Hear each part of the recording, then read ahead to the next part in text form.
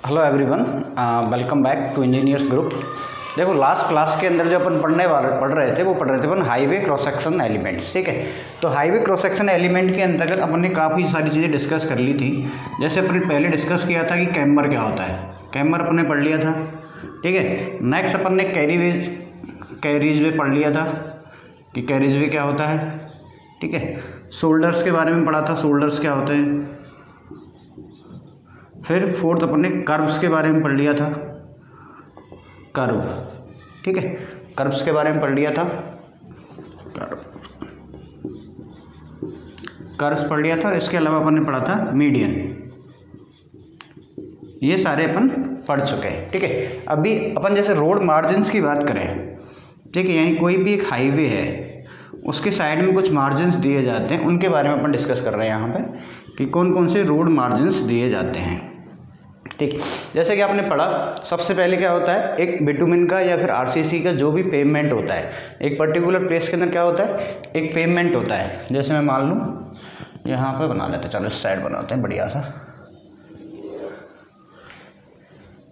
ये कोई भी क्या है, एक पेवमेंट की लेयर है। ठीक है, तो यानी कि यही तो मेरा क्या है, कैरिज वे है, यानी इसके ऊपर जो ट्रैफिक मूव करता है वो चाहे बिटुमिन का होगा चाहे किसका होगा, आरसीसी का होगा। इस तरह का मेरा क्या रहेगा, ये कैरिज वे रहेगा। इसके दोनों साइडों के अंदर क्या रहते हैं भाई, शोल्डर्स। ये मैंने बना दिया दोनों तरफ शोल्डर्स। ये क्या हो जाएंगे भाई, शोल्डर्स हो जाएंगे। ठीक है, फिर शोल्डर्स के बाद में क्या होता है, इतना अपना एलिवेटेड पोर्शन रहता है, उसके बाद में अपन साइड स्लोप दे देते हैं। ठीक है, ये मैंने दे दिया भाई साइड स्लोप्स, दोनों तरफ मैंने साइड स्लोप दे दिए। ठीक, उसके बाद में क्या होगा, अपन बर्न्स बनाते हैं। क्या बनाते हैं भाई, बर्न्स, यानी कि कुछ ऐसा पोर्शन होता है दोनों तरफ।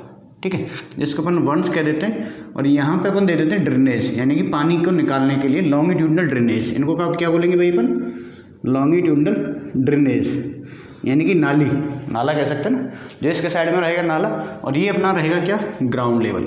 इस लेवल से इस तरह से ऊपर उठी हुई चीज़ें रहती हैं हाईवे की। कोई भी जब अपन हाईवे की बात कर रहे हैं तो इस तरह से क्या रहता है, ऊपर उठा हुआ सेक्शन रहता है। उसके बाद में अपन एक स्टोन लगा देंगे, यहाँ पे एक स्टोन लगा देंगे। ठीक, ये दोनों तरफ हमने स्टोन लगा दिया। ठीक है, स्टोन लगा दिया। उसके बाद में क्या होगी, अपनी बाउंड्री लाइन, इसको अपन क्या कह देते हैं, बिल्डिंग लाइन डिस्टेंस। ये पर्टिकुलर डिस्टेंस रहेगी यहाँ तक की। ठीक है, ये जो डिस्टेंस होगी यहाँ से यहाँ तक की, वो ये दोनों क्या हो जाती है, बिल्डिंग लाइंस हो जाती हैं। इनको अपन क्या बोल देते हैं भाई, बिल्डिंग लाइंस बोल देते हैं। और इसके बाद में अपनी होती है कंट्रोल लाइंस।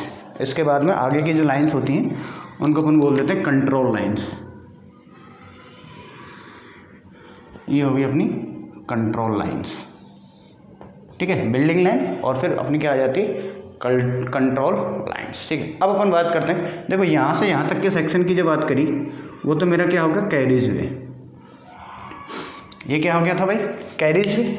उसके बाद में अपन ने बात करी शोल्डर्स की। मान लिया ये हो गया मेरा क्या, शोल्डर्स, इसको मैंने डिनोट कर दिया SH से।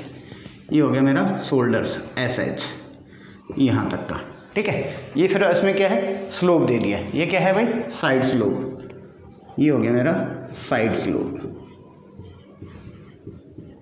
ठीक है, दोनों तरफ ही, दोनों तरफ आप मेंशन कर सकते हैं, एक तरफ मैंने कर दिया। ठीक है, फिर अपन बात करते हैं फॉर्मेशन विड्थ, यानी कि रोड कहाँ तक फॉर्म हुआ है, यहाँ से यहाँ तक का। इसको अपन कह देते हैं फॉर्मेशन विड्थ। क्या बोलेंगे भाई, फॉर्मेशन विड्थ, यानी कि दोनों शोल्डर्स को क्या कर लिया, इंक्लूड कर लिया है। तो ये जो डिस्टेंस हो जाएगी वो मेरी क्या हो जाएगी, फॉर्मेशन विड्थ। वहीं यदि मैं बात करूँ यहाँ से लेके, बिल्डिंग लाइन से लेके पर्टिकुलरली दूसरी बिल्डिंग लाइन तक, ये होता है अपना राइट ऑफ वे। क्या होता है भाई, राइट ऑफ वे। ठीक है, या फिर कह सकते हैं अपन रोड लैंड। ठीक है, इतनी पर्टिकुलर लैंड अपन को रिक्वायर्ड होती है, रोड लैंड या फिर राइट ऑफ वे। ये दोनों क्या हैं, ये तो अपनी क्या है, बिल्डिंग लाइन,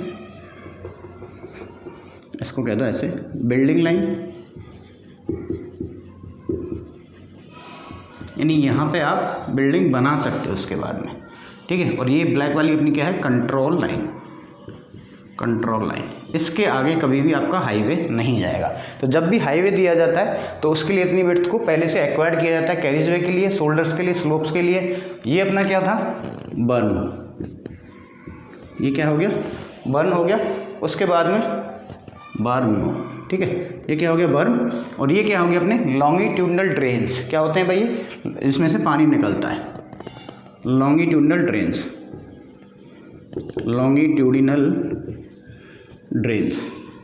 तो ये कोई भी पर्टिकुलर हाईवे का क्या होता है भाई, क्रॉस सेक्शन होता है, ठीक है। इसको, ये जो दोनों लाइन्स हैं इनके बीच की जो डिस्टेंस होती है इसको अपन क्या कह देते हैं भाई, ये फिक्स लाइन होगी, बिल्डिंग लाइन, कंट्रोल लाइन, तो बॉर्डर पॉइंट्स, बॉर्डर कंट्रोल कह दो या फिर कंट्रोल पॉइंट्स कह दो,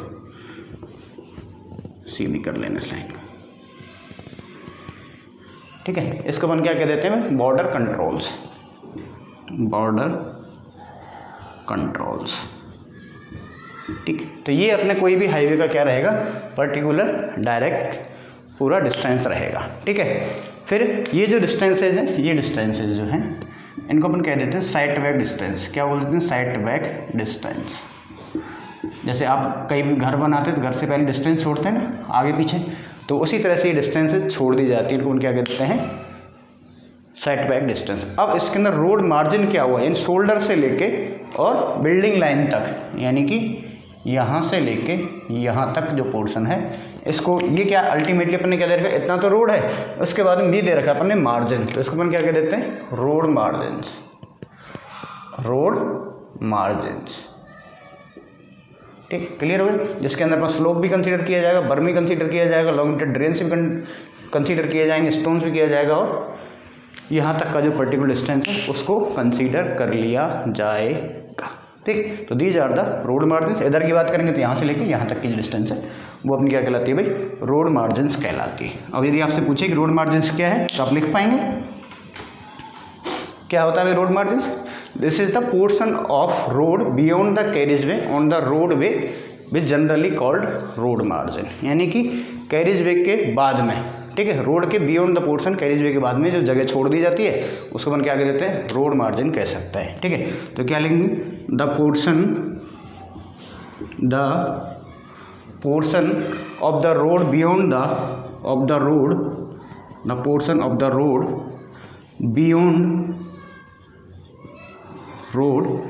beyond the carriage way, beyond the carriage way, beyond the carriageway and on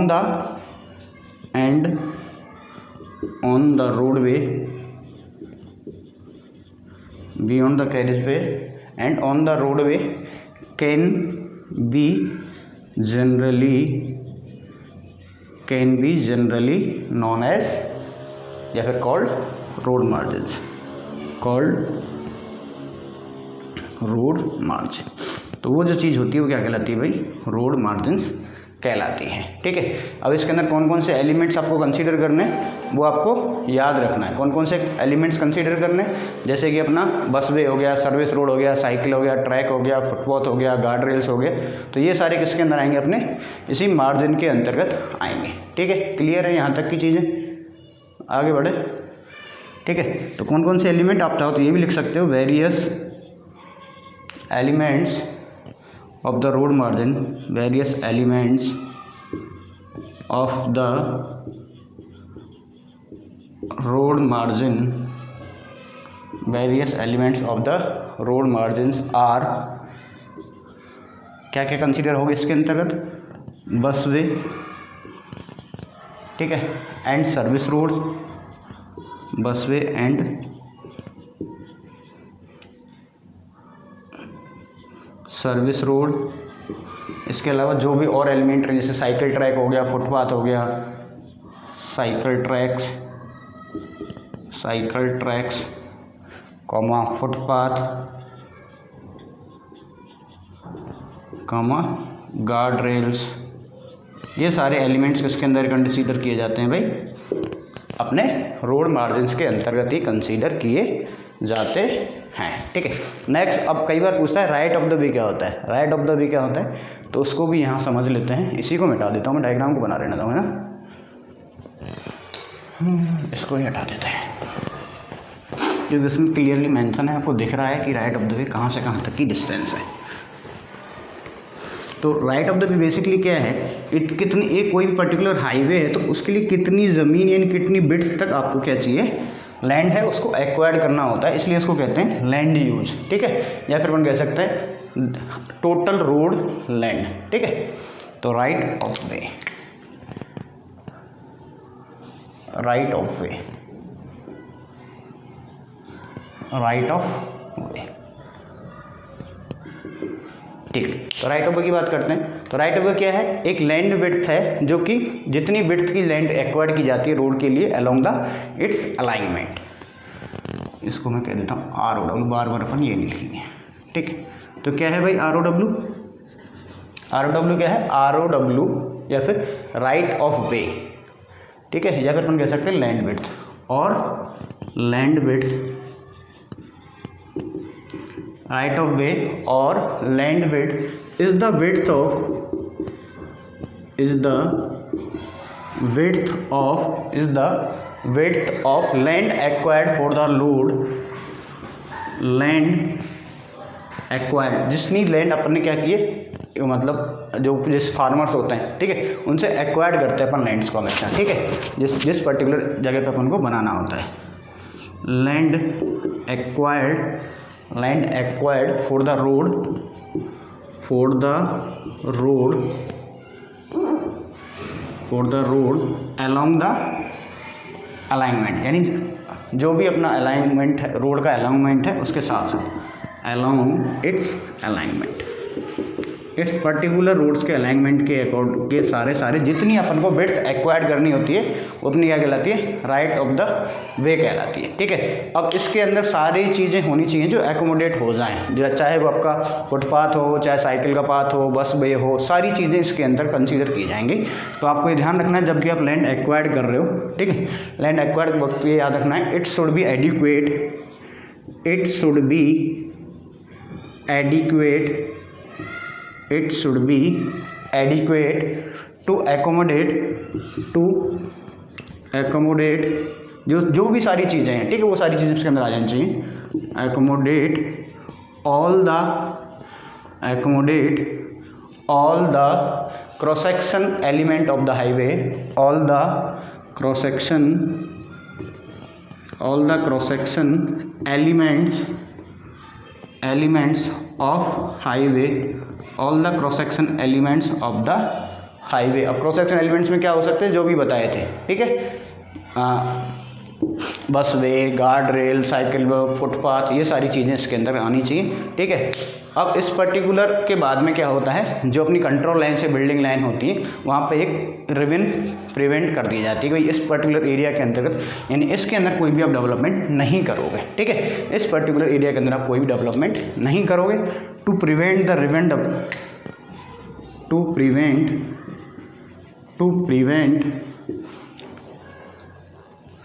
to prevent river development along the highway, river development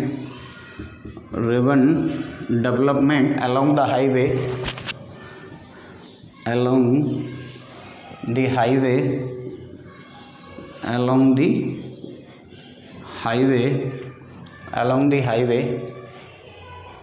control line and building line, control and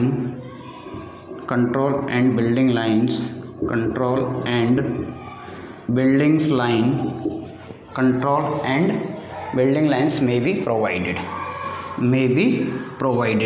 इसी के लिए अपन क्या करते हैं, ये control line और building lines को provide कर देते हैं, जिससे जो भी रिवन डेवलपमेंट हाईवे के लिए करना है वो इस पर्टिकुलर जोन से आगे ना जाए, ठीक है, और अपने जो भी अपने पास वाले एरिया हैं वो इस रोड के अंतर्गत ना आए। जैसे कई बार आपने देखा होगा कि जो भी अवैध निर्माण हो जाता है, ठीक है, तो उसको बाद में तोड़ना पड़ता है, तो पहले आप मत बनाओ, इसलिए अपन ने पहले कंट्रोल लाइन बना दी। और कंट्रोल लाइन क्या होती है, कंट्रोल लाइन क्या रिप्रेजेंट करती है यहाँ पे, तो बेसिकली जो कंट्रोल लाइन है, ठीक है, वो रिप्रेजेंट करती है कि nearest limits of future uncontrol building activity relation to the road, यानी जो भी बिल्डिंग कंस्ट्रक्शन यहाँ हो रहे उस कंट्रोल लाइन के आगे नहीं होने चाहिए, ठीक है, इस कंट्रोल लाइन से आगे नहीं होने चाहिए। तो कंट्रोल लाइन क्या देती है भाई, एक कंट्रोल दे दिया अपन ने कि जो भी यहाँ पे सोसाइटी है, जो भी नियर बाई टाउन है, जो भी है, ठीक है, उस एरिया के जो लोग हैं वो इस कंट्रोल लाइन के आगे डेवलपमेंट ना करें, ठीक है। तो दोनों लाइनों के बारे में आप लिख लीजिए। कंट्रोल लाइन क्या होती है, control line is a line, control line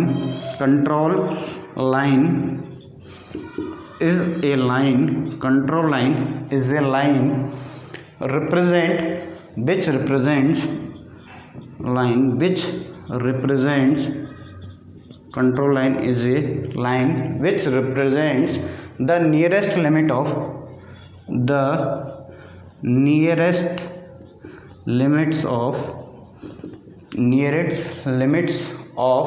future uncontrolled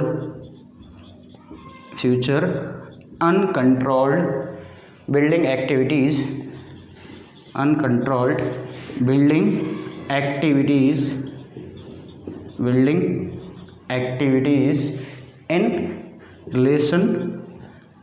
relation to a road, इस रोड के बाद में कोई भी ऐसी एक्टिविटी नहीं होनी चाहिए। फिर अपन बात कर लेते हैं बिल्डिंग लाइन की। तो ये क्या दिखाती है, दोनों के बीच की डिस्टेंस दिखाती है कि जहाँ पे no building activity should be permitted. तो building line represents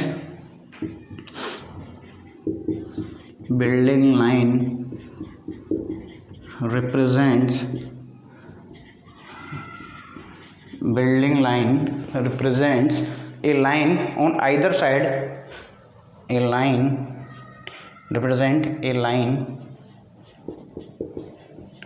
either side of building line represent a line either side of the road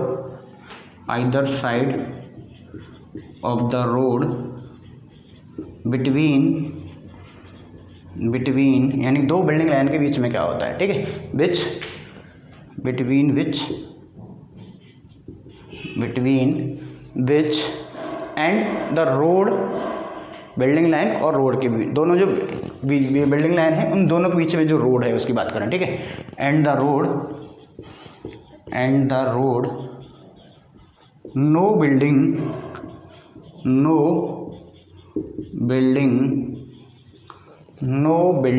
activity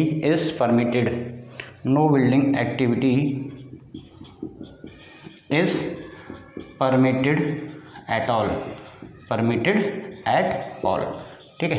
तो ये अपने क्या हो गई, सारे कंट्रोल पॉइंट्स हो गए, बिल्डिंग लाइंस हो गई, राइट ऑफ द वे हो गया, कैरिज वे हो गया, ये सारी चीज़ें हैं जिनको आपको फोकस्ड रखना है या फिर ध्यान में रख के चलना है, ठीक है। तो इस सबको मैं मिटा देता हूँ। अब अपन बात करते हैं next topic, design speed. What is the design speed of the highway.